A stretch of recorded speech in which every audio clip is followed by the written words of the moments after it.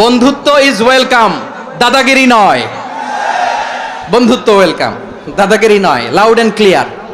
ভারত যদি বন্ধুত্ব দেখায় বন্ধুত্ব পাবে, কিন্তু ভারত যদি বাংলাদেশে আধিপত্যবাদ বিস্তার করতে চায়, বাংলাদেশের 18 কোটি জনগণ সেটা রুখে দেবে। ভারত যদি গৌর গোবিন্দের ভূমিকায় নামতে চায়, দেশের 18 কোটি মুসলমান শাহজালালের ভূমিকায় নামবে। প্রতিবেশী দেশকে বলবো, আপনারা নিজের চরকায় তেল দেন, আপনারাও শান্তিতে থাকেন, আমাদেরকেও শান্তিতে থাকতে দেন। সব চেঞ্জ করা যায়, প্রতিবেশী চেঞ্জ করা যায় না। আমাদের ল্যান্ড তাদের ল্যান্ড, পাশাপাশি। আমরা চাই তারাও সুখে থাক, আমরাও সুখে থাকি, ঠিক কিনা? কিন্তু প্রতিবেশী হলে বন্ধুত্বপূর্ণ আচরণ করতে হয়। প্রতিবেশী যদি বন্ধু না হয়ে প্রভু হতে চায়, এরকম দানব প্রতিবেশী কেউ চায় না। আমাদের একটা প্রতিবেশী দেশ আছে, আমরা আমাদের দেশ নিয়ে যত ভাবি, তারা তার চেয়ে বেশি ভাবে।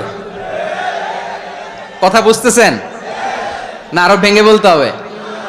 হ্যাঁ, আমরা আমাদের দেশ নিয়ে যত উদ্বিগ্ন, এদের আরো টেনশন বেশি। বলেন, আমাদের দেশে শান্তি আছে না নাই? আমরা হিন্দু মুসলিমে কখনো দাঙ্গা লাগে? আসতে বলেন, কেন লাগে?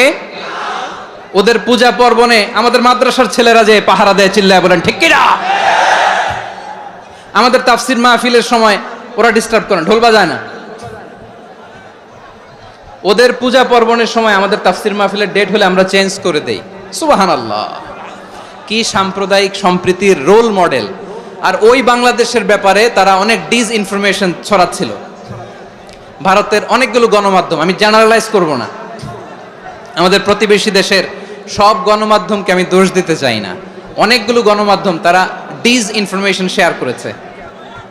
ডিসইনফরমেশন আর মিস ইনফরমেশনের পার্থক্য আছে। মিস ইনফরমেশন না জেনে ভুল বুঝে একটা মিথ্যা বা ভুল তথ্য ছড়িয়ে দেয়া, এটার ক্ষমা আছে, এটার কি আছে?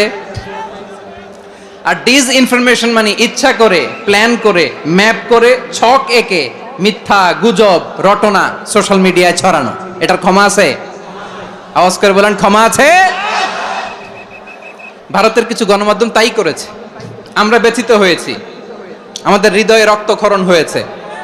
আমাদের প্রতিবেশী দেশকে বলতে চাই, আমাদের দেশ নিয়ে আপনাদের ভাবার দরকার নাই, নিজের চরকায় তেল দেন, নিজের দেশ নিয়ে ভাবেন।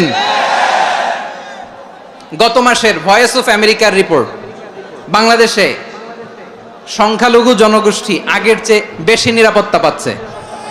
Report voice of America, Muslim report নাকি? মুসলিম জরিপ, ভয়েস অফ আমেরিকা। কথা বোঝে নাই বোধহয়।